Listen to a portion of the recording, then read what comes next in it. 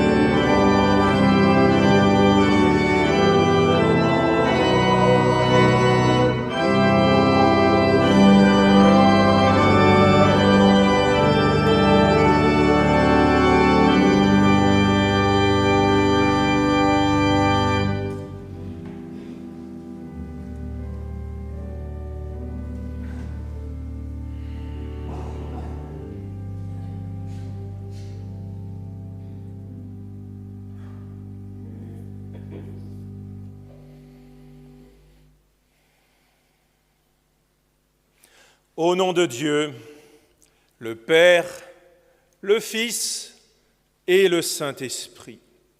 Bon Père céleste, Dieu Tout-Puissant, nous venons vers toi en cette matinée et nous nous unissons ensemble dans cette prière parce que nous avons besoin de te parler. Nous ne sommes pas juste venus pour faire acte de présence, nous ne sommes pas venus pour faire une prière formelle, nous sommes venus parce que nous avons besoin de te parler. Et tous ensemble, dans la prière, nous louons et célébrons ton saint nom. Tu es tellement accessible, c'est tellement facile de te parler, c'est tellement facile de te solliciter, c'est tellement facile parce que nous pouvons tout te dire. Merci, bon Père Céleste, pour cette facilité que nous avons à parler à notre Dieu, créateur du ciel et de la terre, ce Dieu qui a été, ce Dieu qui est et ce Dieu qui sera toujours. Bon Père Céleste, merci de pouvoir ainsi démarrer cette journée. Rien que de savoir que tu es là, nous rassure et nous fait du bien. Nous venons bien volontiers aussi dire les merci. C'est comme cela que tu nous as appris à démarrer les prières, en te disant merci. Parce que dès qu'on commence à énumérer les merci, on se rend compte qu'on n'a plus besoin de demander grand-chose. Merci pour la filiation divine. C'est un mystère. Ça le restera au moins jusqu'au jour du Seigneur. Incompréhensible que tu aies jeté ton dévolu sur nous avant la fondation de cette terre. Un grand merci de ne jamais avoir remis en question cette élection de grâce. Merci de continuer à alimenter cette élection et à nous permettre d'être encore là. Merci, bon Père Céleste, pour la protection de tes anges. C'est un peu automatique, nous l'invoquons forcément dans les prières. Et ça marche. Nous t'en sommes reconnaissants. Nous te sommes reconnaissants de pouvoir nous décharger sur toi. Nous ne sommes pas seulement venus pour te rencontrer, mais nous avons, pour partie, laissé certaines choses à l'extérieur de l'Église. Mais d'autres, nous les déposons confiants sur ton autel. S'il te plaît, permets que toutes ces choses que nous déposons avec confiance sur ton autel soient gérées, que nous ayons des impulsions, que nous ayons des pistes, que tu révèles une stratégie pour régler ces problèmes. Merci, bon Père Céleste, d'avoir l'Église précisément, parce qu'elle est pour nous une structure. Elle nous permet de vivre confortablement notre foi. Merci pour chaque frère et chaque sœur, pour les frères du ministère. Combien de prières montent au trône de la grâce en notre faveur? Sans elles, nous serions perdus. Merci, bon Père Céleste, pour tout ce que tu fais. Nous ne le voyons pas, nous ne l'avons pas demandé et nous ne le comprenons même pas. Mais tu le fais et comme tu es parfait, nous te sommes reconnaissants de le faire pour notre bénéfice et notre joie. Bon Père Céleste, nous pourrions ainsi énumérer encore beaucoup de merci. Nous voudrions juste conclure maintenant avec quelques demandes. Il y a des situations extrêmes, insupportables. Il y a des frères et sœurs qui se sont confiés et qui attendent que la prière, la nôtre ou celle d'un frère, d'une sœur, porte ses fruits, déclenche quelque chose. Nous te faisons confiance pour toutes les demandes, toutes les suppliques. Nous te faisons confiance pour l'avenir de l'Église. Nous te faisons confiance pour la promesse du retour de Jésus. Il viendra au bon moment. Merci, bon Père Céleste, de pouvoir te parler ainsi. Et maintenant, révèle-toi dans la parole et permets que ton bon et saint esprit soit à l'œuvre et lui seul. Exauce-nous. Bon Père, nous ne voulons pas oublier nos bien-aimés du monde de l'esprit. Nous n'oublions pas nos bien-aimés qui sont reliés, mais nous n'oublions surtout pas nos bien-aimés qui ne sont pas visibles parce qu'ils ne sont plus dans la chair. Ils ont le même service divin que nous. Permets-nous de le ressentir comme un service divin fraternel et qui nous élève. Exauce-nous au nom de Jésus. Amen. Pour ce matin, nous avons une parole, elle est extraite des Actes des Apôtres du premier chapitre. Nous entendons le 10e et le 11e verset. Et comme ils avaient les regards fixés vers le ciel pendant qu'ils s'en allaient, voici 2 hommes vêtus de blanc leur apparurent et dirent : « Hommes galiléens, pourquoi arrêtez-vous à regarder au ciel ? Ce Jésus qui a été enlevé au ciel du milieu de vous viendra de la même manière que vous l'avez vu allant au ciel. » Jusqu'ici.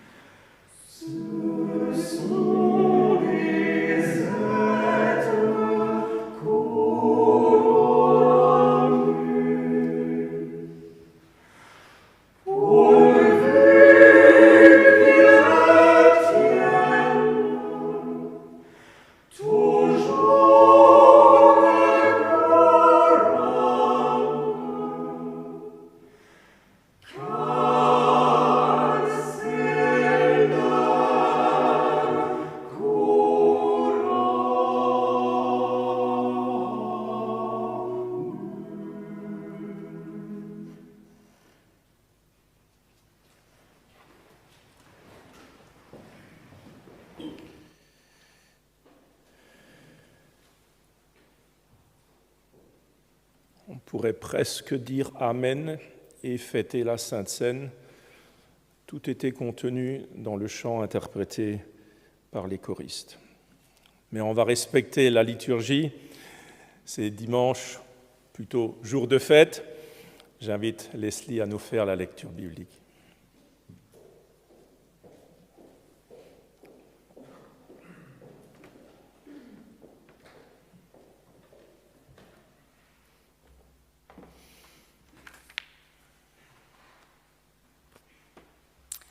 Actes des Apôtres, chapitre 1, versets 1 à 11.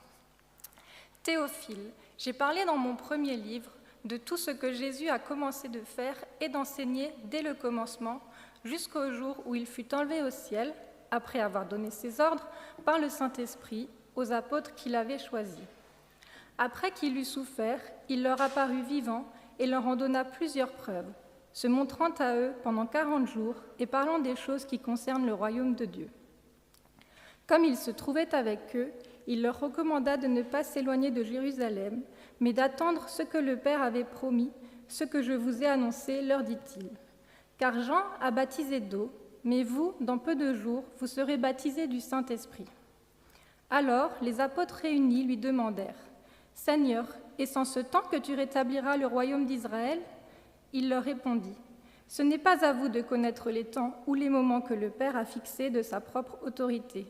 Mais vous recevrez une puissance, le Saint-Esprit survenant sur vous, et vous serez mes témoins à Jérusalem, dans toute la Judée, dans la Samarie et jusqu'aux extrémités de la terre. » Après avoir dit cela, il fut élevé pendant qu'ils le regardaient, et une nuée le déroba à leurs yeux.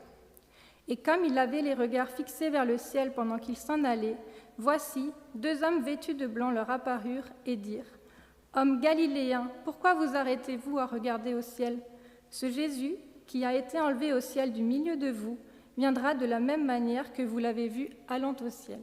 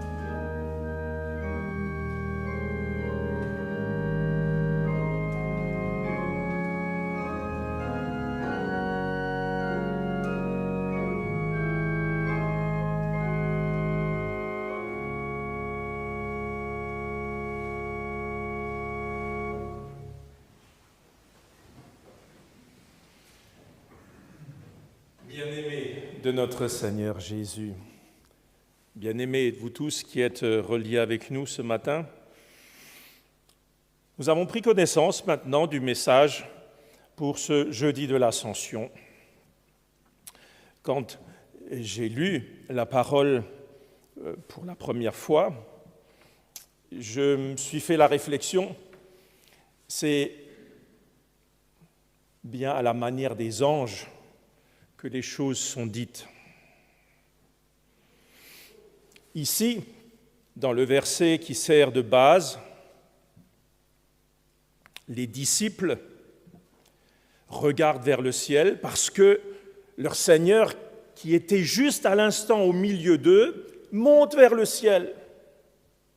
Et ces 2 êtres vêtus de blanc, les anges, commentent cet instant et disent « Mais pourquoi vous regardez vers le ciel ?» Chers frères, chères sœurs, c'était la toute première fois que les disciples ont vu, que c'était clair.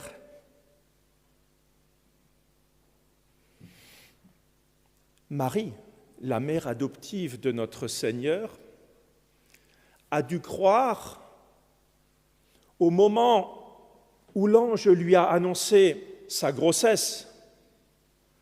Alors, pas tant la grossesse, mais le fait qu'elle allait enfanter un fils qui serait le Fils de Dieu. Marie, la mère adoptive, était obligée de croire dès ce moment-là et jusqu'à la résurrection du Seigneur. L'accouchement a eu lieu dans une situation, dans des conditions assez misérables. L'enfance du Seigneur s'est passée tout à fait normalement. Il y a eu l'exception où il a échappé à la vigilance de ses parents et il était au temple et il a dit qu'il s'occupait des affaires de son père. C'était, j'ai envie de dire, une petite parenthèse. Son adolescence, on ne sait pas. Il a appris un métier, il a eu une vie tout à fait normale et jusqu'à démarrer le ministère public, c'était un homme tout à fait normal. Et une fois qu'il a commencé, il a fait des miracles, c'est vrai. C'est vrai qu'il a fait des miracles, mais ce n'était pas pour épater la galerie, c'était juste pour illustrer le fait qu'il était fils de Dieu, mais vous conviendrez avec moi, ça s'est bien mal terminé. Il a fait des miracles pendant quelque temps, et de moins en moins, et finalement il devait être accueilli comme le roi des Juifs, et il a été trahi, il a été condamné, et il a souffert, et il a expié à la croix. Ça s'est vraiment mal terminé, il fallait croire que c'était le Fils de Dieu. Et maintenant, alors qu'il était revenu, alors qu'il n'était pas mort, qu'il était plus fort que la mort, comme l'a lu notre sœur, il est venu donner des explications, prévenir, annoncer l'arrivée du Saint-Esprit. Et alors, tout à coup, tout en parlant de la nécessité de retourner au Père, il s'élève vers le ciel. Excusez-moi, j'ai juste envie de dire, c'était la première fois qu'ils n'étaient pas obligés de croire, parce que c'était révélé, il va au ciel. Il leur a dit, il faut que je retourne auprès du Père, je vais vous préparer une demeure, je vais revenir vous chercher. C'était la première fois qu'ils n'étaient pas obligés de croire, et les anges leur demandent, pourquoi vous regardez ? Oui, c'était tellement plus simple. Vous n'êtes pas d'accord avec moi, chers frères, chères sœurs ? Quand tout est clair, on apprécie. On apprécie quand on comprend pourquoi on est dans l'épreuve. À dire, oui, Seigneur, maintenant je suis d'accord avec l'épreuve, je comprends, c'est clair. On apprécie quand notre Dieu est de notre côté et que les choses se passent favorablement. On apprécie, c'est clair, Dieu est avec moi. Dieu combat pour moi. C'est agréable. Et on pourrait citer plein de situations où le fait de savoir, de voir, de comprendre nous apaise et nous rend heureux. Et alors les anges disent, pourquoi vous regardez ? Oui, parce que c'est tellement plus simple quand c'est clair. Mais les anges ne s'arrêtent pas à cette remarque. Ils ne disent pas seulement pourquoi vous regardez, ce n'est pas la peine de regarder. Ce que vous voyez, cela va se produire dans le sens inverse. Comme il est monté au ciel, il va revenir. Aussi clair, aussi vrai qu'est son ascension sera aussi son retour.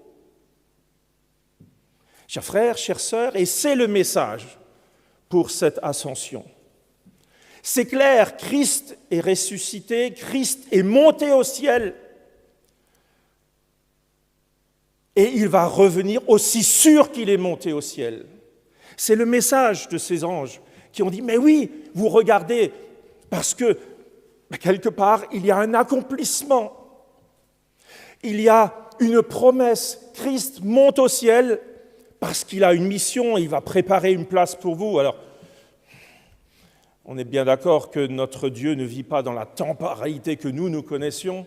Et en écoutant les choristes et le cantique interprété, ça m'a fait du bien. Je me souvenais évidemment au fil du cantique des paroles, mais il m'est apparu clair que nous sommes déjà couronnés. Nous avons cette couronne, il nous appartient de ne pas la perdre. Et c'est en cela que consiste la préparation de la place de notre Seigneur auprès de Dieu. C'est que, tout simplement, il va défendre notre couronne. Dans les Saintes Écritures, il est question d'un avocat, quelqu'un qui défend, qui plaide en faveur d'un coupable. Nous savons que le diable, il était aussi locataire dans le ciel, sauf qu'il n'était pas d'accord et il a été expulsé. Mais il revient accusé, et il revient même avec des vérités criantes. Il va dire, tu l'as vu ton enfant là, tu lui as pardonné dimanche, et déjà dimanche avant tu lui as pardonné. Et la promesse, il t'avait fait une promesse, il était repentant, non ? Oui, il était repentant. Et il va nous accuser. Et le Seigneur Jésus, son rôle, quand il est question de défendre notre place et de défendre notre couronne, c'est de dire, mais moi j'ai payé. Ça ne suffit pas, je ne peux pas faire plus. Et moi, je lui fais confiance. Chers frères, chères sœurs, il y a l'ascension, il y a la promesse, ta place, elle est réservée, je la défends au trône de la grâce. Et maintenant, il y a le retour. Chers frères, chères sœurs, nous n'attendons pas le Seigneur. Dans le sens où nous attendons dans un attentisme. On va voir comment ça se passe. Oui, avec un peu de chance, je serai aussi du voyage. Chers frères, chères sœurs, nous préparons le retour de Jésus. Parce que c'était clair. Christ est monté, j'ai presque envie de dire, devant une multitude de témoins, est monté au ciel, a fait cette promesse de revenir. Chers frères, chères sœurs, nous ne pouvons pas attendre simplement son retour, mais le préparer. Et comment faisons-nous pour le préparer ? Excusez-moi, je vais prendre des choses tout à fait basiques. Notre Seigneur, durant son ministère public, a exercé pendant 3 ans et demi, a apporté un évangile, la bonne nouvelle, une nouvelle façon de faire.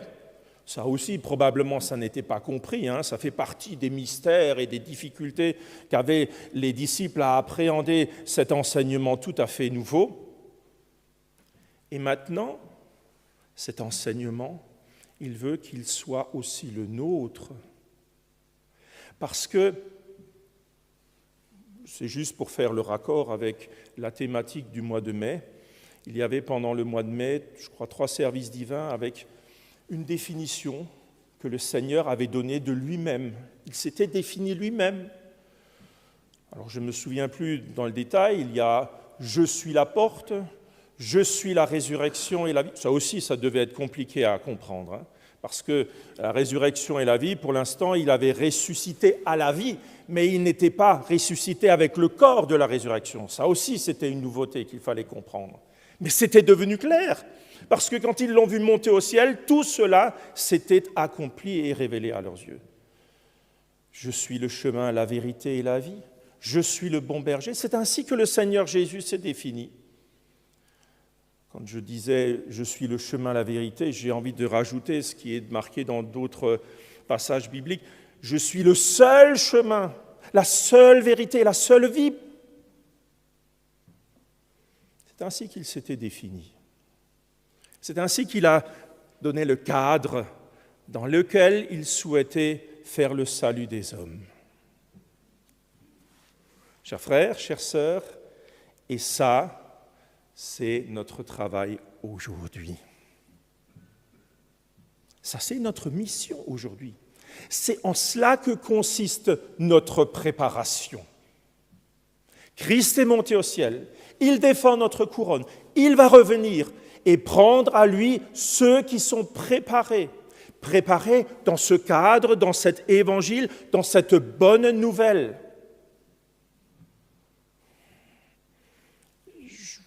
J'y avais pensé à l'une ou l'autre définition de cette bonne nouvelle qu'il faut s'approprier, où il faut travailler, s'appliquer. Et je vous permets de vous lire les béatitudes, parce que le Seigneur a donné des réflexions, des pistes pour dire clairement ce qu'il attend de nous, ce qu'il ambitionne pour chacun de nous.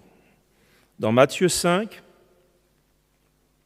à partir du 3e verset,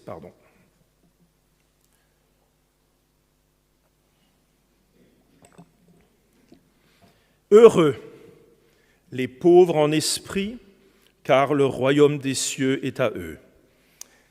Ça commence déjà avec quelque chose d'un peu compliqué. Permettez-moi de le dire autrement. Heureux ceux qui sont conscients d'une carence de spiritualité, conscients de la grâce dont nous avons besoin. Heureux les pauvres en esprit, conscients des manquements que nous avons, car le royaume des cieux est à eux. Heureux les affligés, car ils seront consolés. Ça, c'est un peu plus facile à comprendre. Heureux les débonnaires, car ils hériteront la terre. Aujourd'hui, dans notre monde, dans notre société, être débonnaire, ce n'est pas forcément une qualité. Si on le dit d'une façon un peu péjorative, on pourrait dire un débonnaire, c'est quelqu'un qui est un peu mou, et ce n'est pas vraiment une qualité. Mes chers frères et sœurs, si nous sommes lents à la colère, si nous sommes pondérés, si nous sommes débonnaires, ça plaît à notre Seigneur. Combien de fois sommes-nous vindicatifs? Combien de fois voulons-nous passer en force? Combien de fois faisons-nous valoir nos bons droits? Le Seigneur nous dit, quand je reviens, je veux quelqu'un qui soit préparé, qui soit exercé, qu'il soit débonnaire. Heureux ceux qui ont faim et soif de la justice, car ils seront rassasiés. Heureux les miséricordieux, car ils obtiendront miséricorde.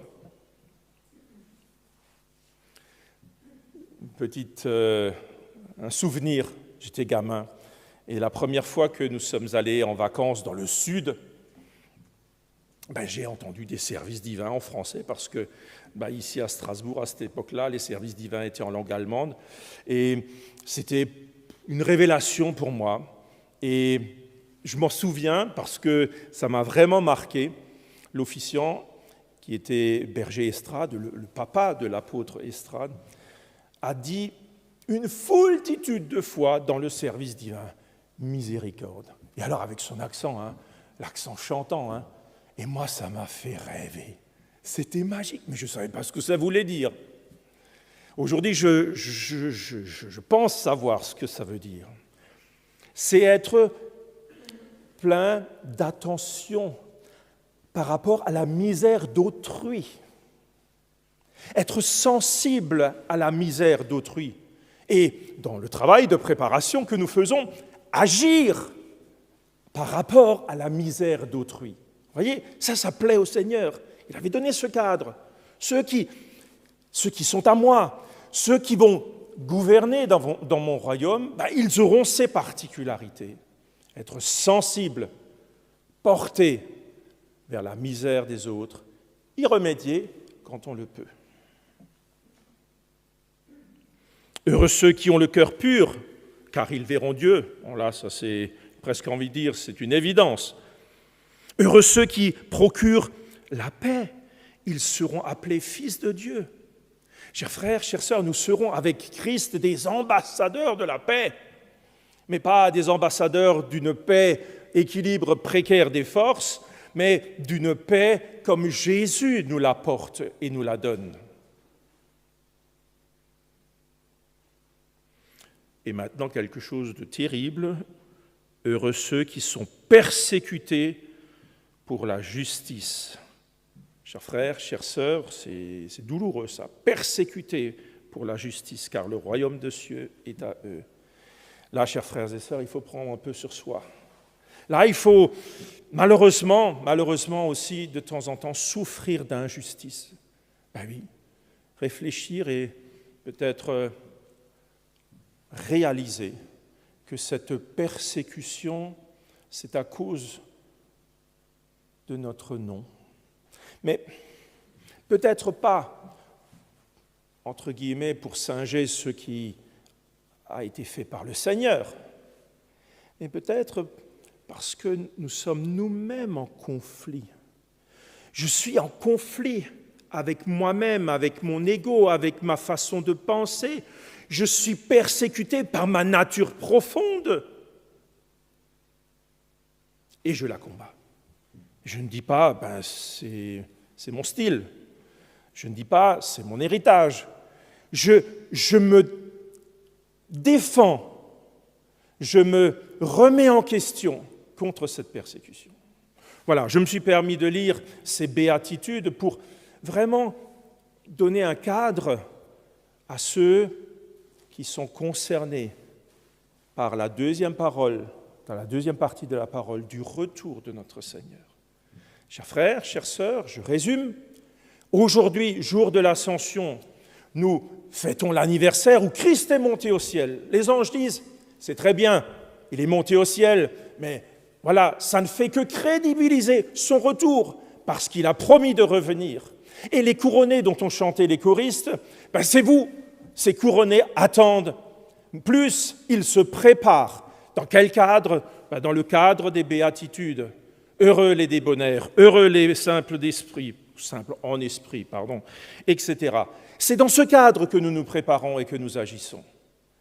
Et c'est la fin de la lecture de notre sœur. Mais ça va arriver quand ? Ça va arriver quand ce retour ?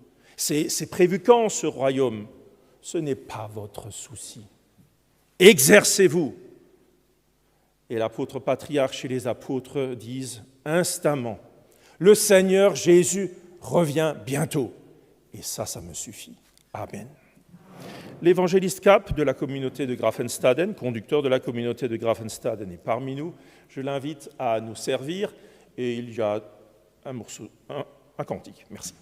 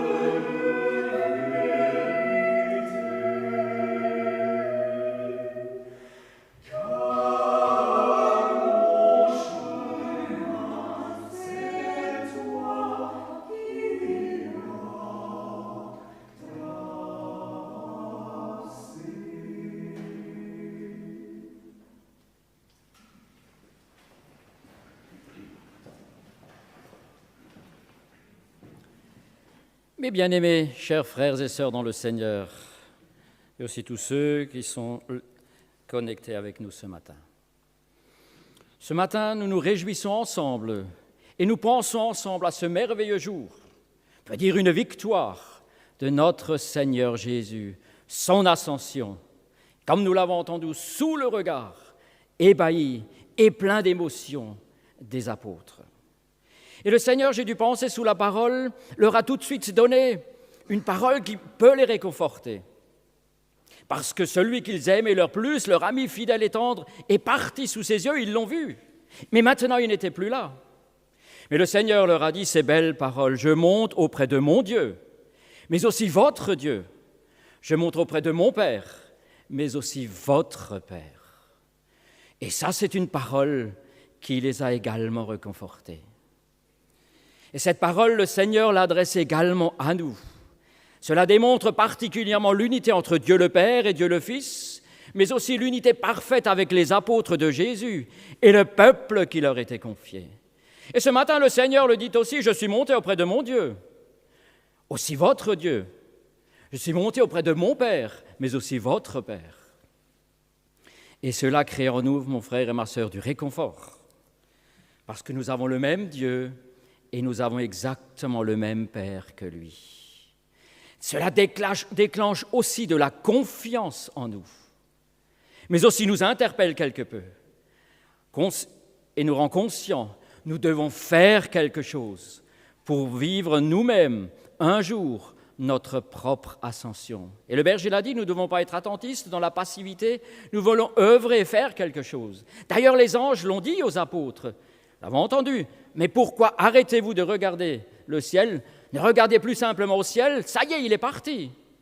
Et en même temps, il voulait leur transmettre un message. Qu'est-ce qu'il vous a donné comme mission, le Seigneur?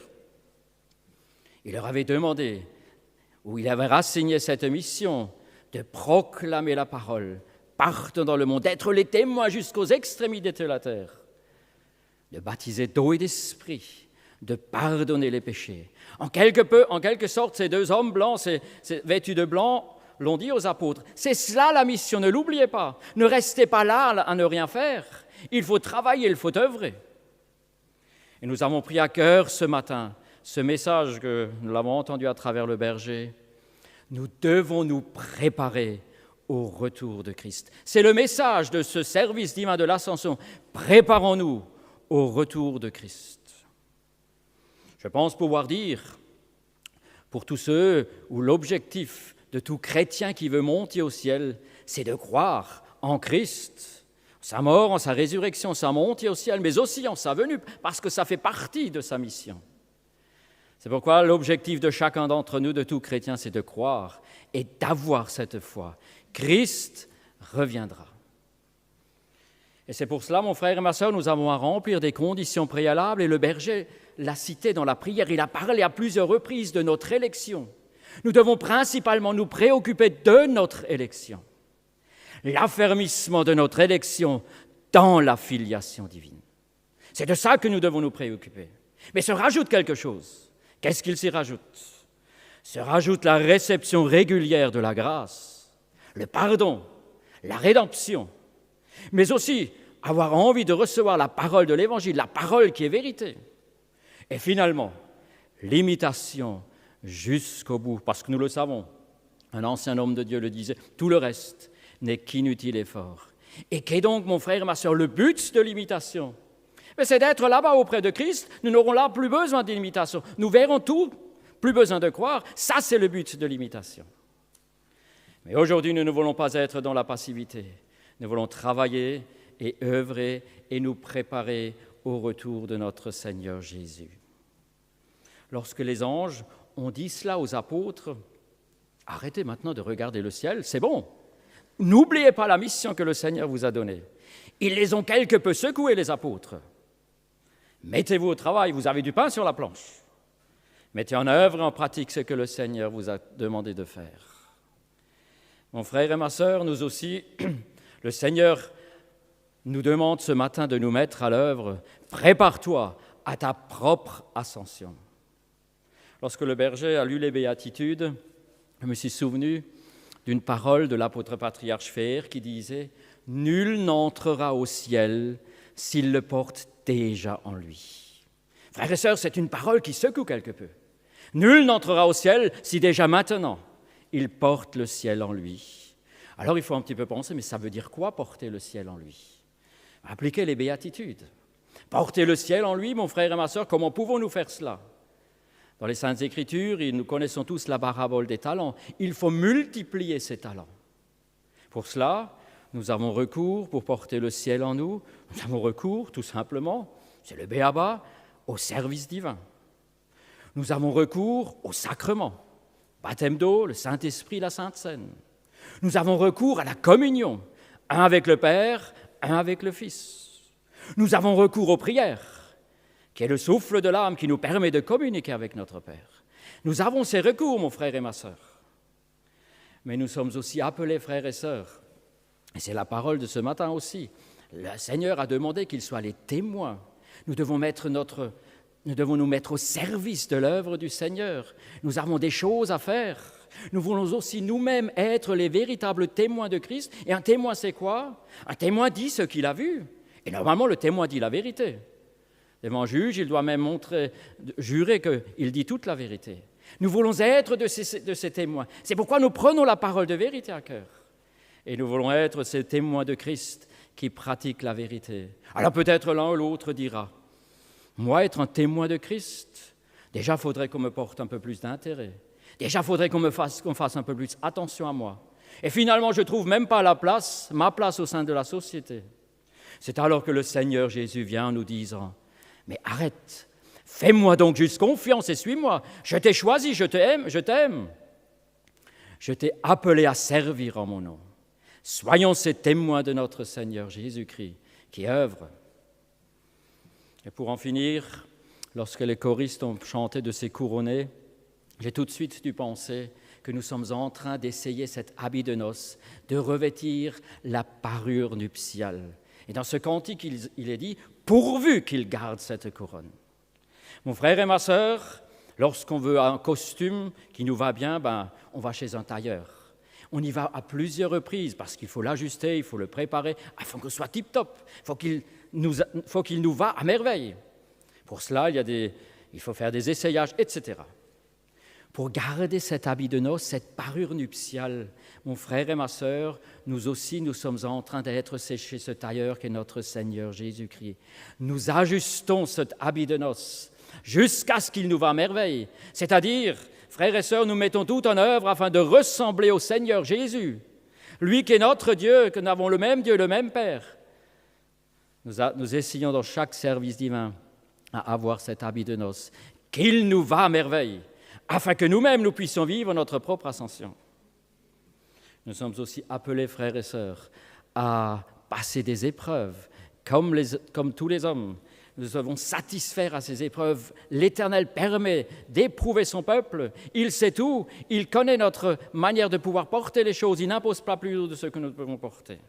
Et si nous réussissons toutes ces épreuves, cela nous permet un jour de vivre notre propre ascension. Et l'ascension, frères et sœurs, c'était tout simplement la clôture victorieuse de la mission que l'Éternel avait donnée à son Fils. Mais aussi cette perspective, de la même manière qu'il est monté au ciel, de la même manière il reviendra. Mais le Seigneur n'a pas laissé ses apôtres seuls. Je vous enverrai le Consolateur, force puissante pour l'Église. Et c'est avec ce Saint-Esprit que nous avançons pendant ce laps de temps qui nous sépare de notre propre ascension. Amen.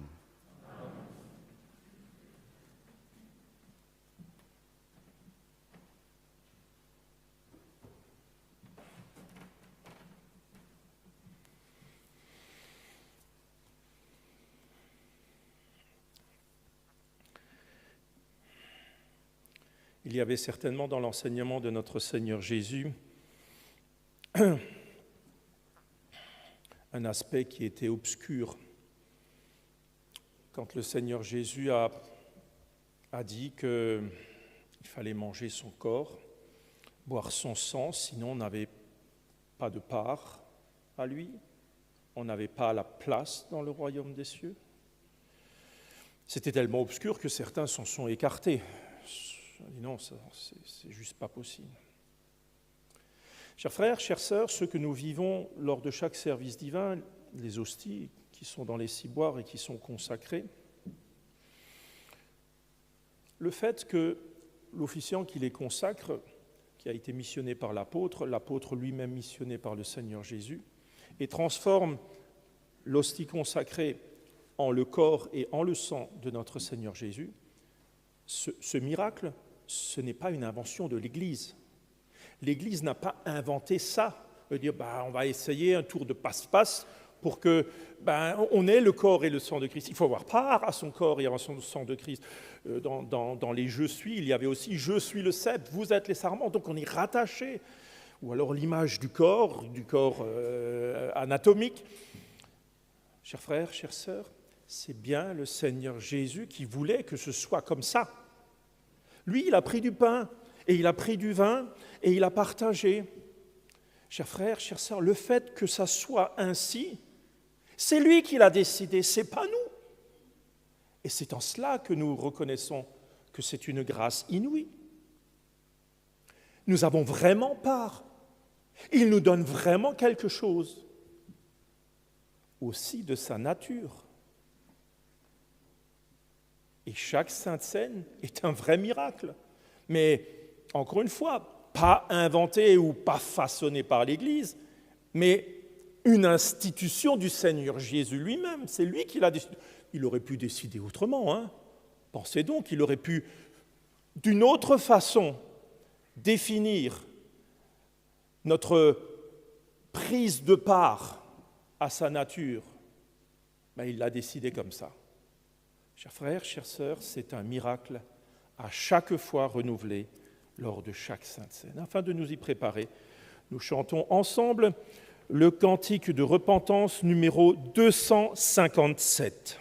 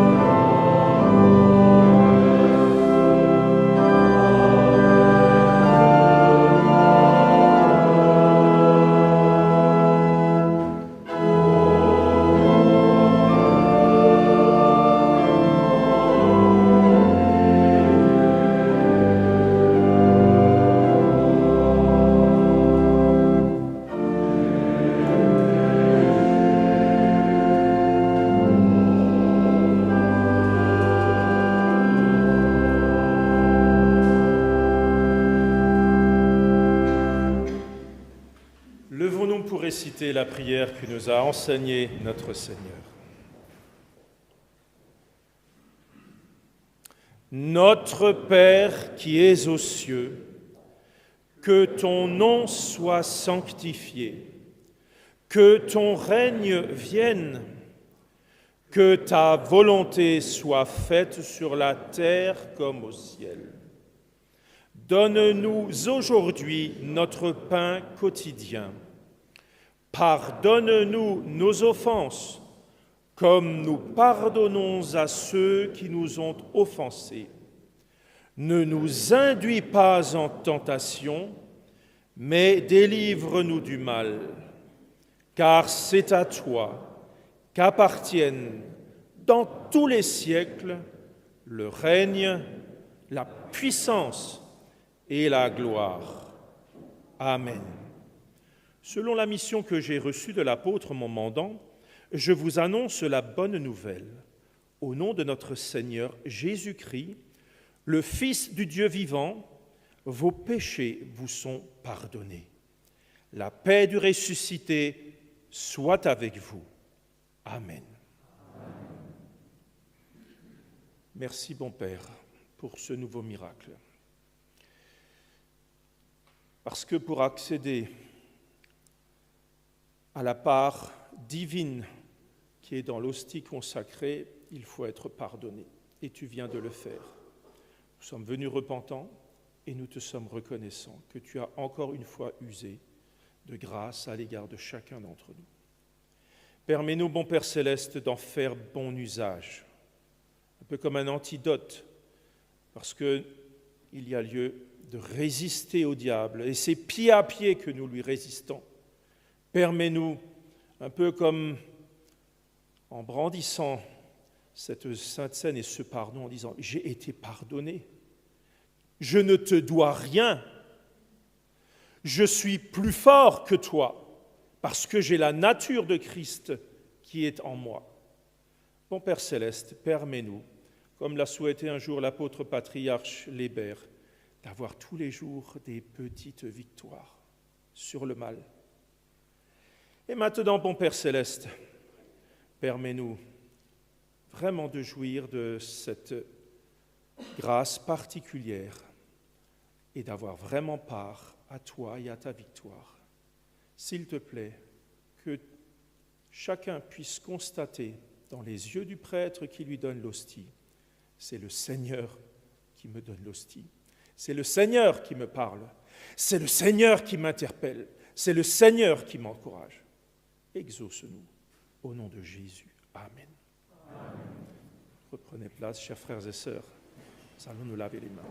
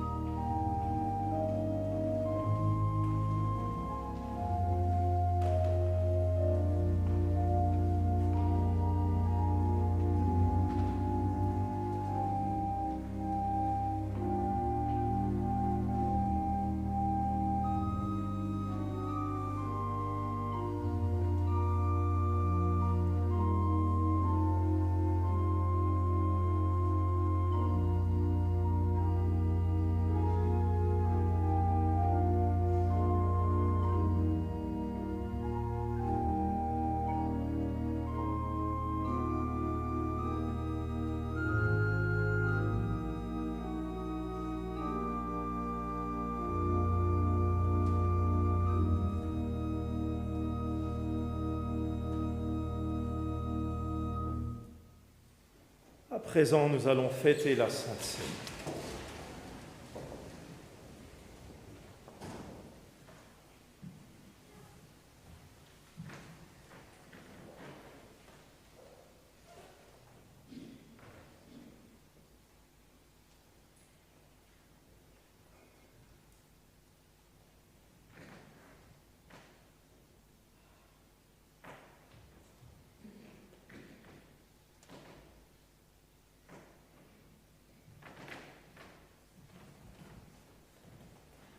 La table du Seigneur est prête. Au nom de Dieu, le Père, le Fils et le Saint-Esprit, je consacre le pain et le vin pour la Sainte Seine, et j'y dépose le sacrifice unique de Jésus-Christ, valable en toute éternité. Car le Seigneur prit du pain et du vin, rendit grâce et dit : Ceci est mon corps qui est donné pour vous. Ceci est mon sang, le sang de la nouvelle alliance, qui est répandu pour beaucoup, pour le pardon des péchés. Mangez et buvez, faites ceci en mémoire de moi, car toutes les fois que vous mangez ce pain et que vous buvez ce vin, vous annoncez la mort du Seigneur jusqu'à ce qu'il revienne. Amen.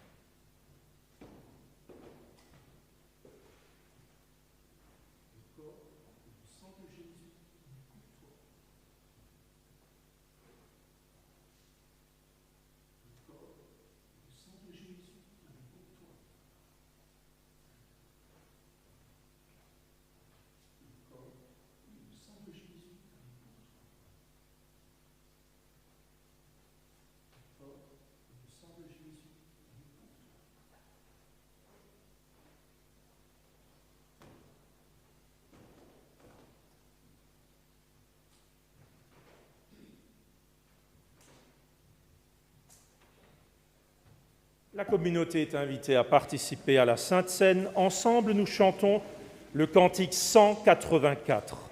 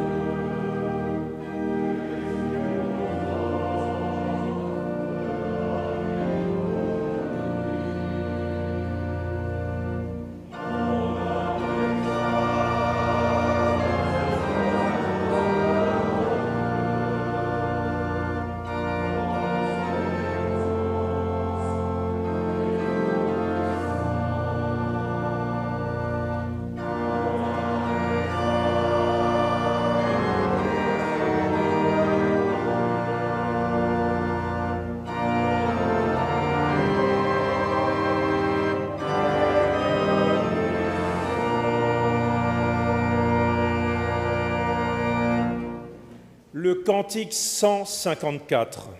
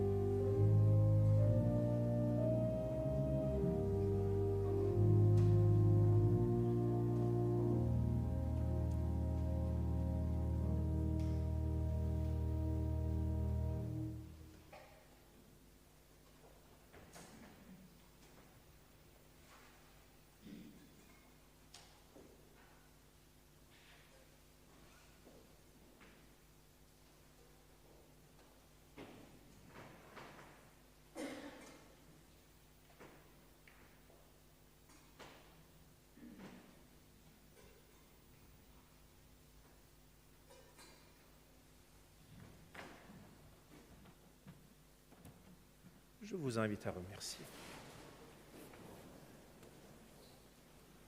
Bon Père, nous te sommes reconnaissants après cette rencontre et venons devant ta sainte face t'adorer.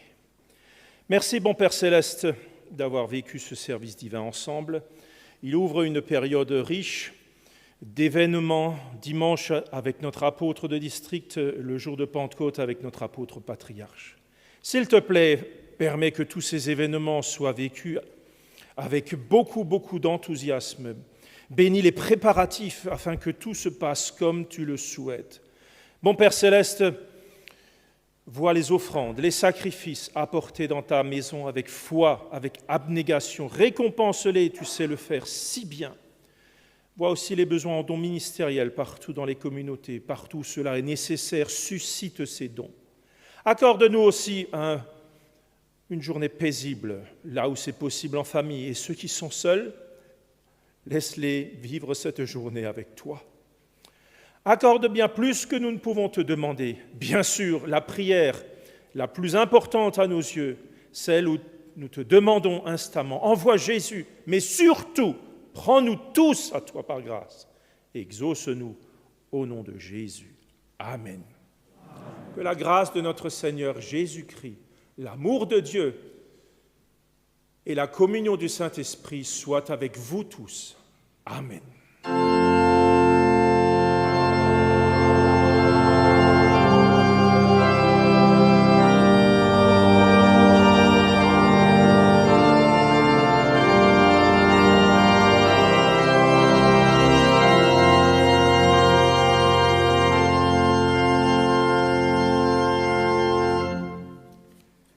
Merci, chers frères et sœurs. Je rappelle que dimanche prochain, notre apôtre de district sera ici à Strasbourg pour célébrer le service divin le matin à 10h, retransmis dans les communautés et par YouTube. L'après-midi à 14h, service divin de jeunesse que célébrera aussi notre apôtre de district ici à Strasbourg.